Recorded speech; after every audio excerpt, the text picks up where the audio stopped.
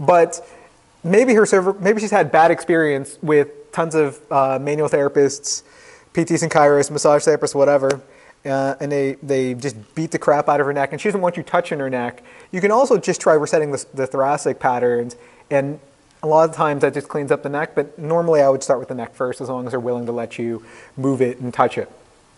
Okay, but even the research backs up if you manipulate the upper thoracic spine or mobilize it or manipulate the mid-thoracic spine, it still helps cervicogenic headaches and cervical pain.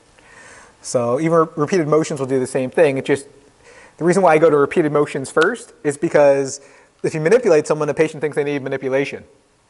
If you do repeated motions first, then the patient's like, oh, my headache's better, my neck feels better, what do I do? If all you ever did was try to restore repeated side bending and retraction, then like you just do the same thing I did.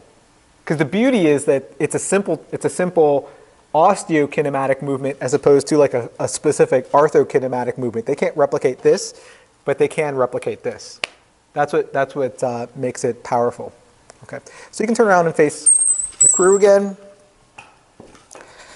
If I had to check retraction now, this is one of the first things I would do to tease out the asymmetries of the screen. So is it okay if I put my hand right here? Sure. All right. I usually put my hand on the maxilla and one hand on the occiput just to kind of ease them into a passive retraction. So, you know one of my main contraindications to this technique? Smelly hands. All right, does my hand smell okay? Yeah, make sure you don't just eat like an onion sandwich or something, you know, like rub it all over your hands. So first I'm going to hold her in retraction because now I'm checking her ability to load the involved side and the uninvolved side. So first I'm going to have you actively side bend away. Then I'm going to passively overpressure. How's that feel? Tight. Tight? Okay, but not painful. Okay.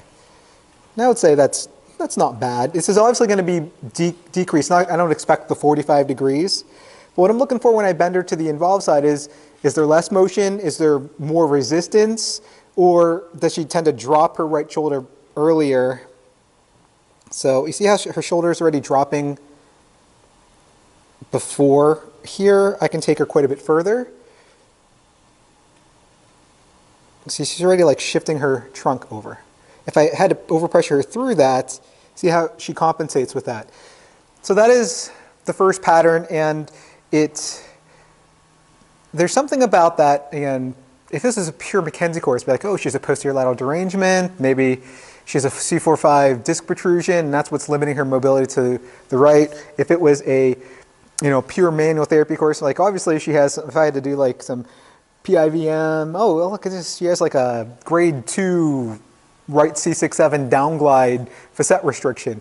All I think of is she can't load the involved side.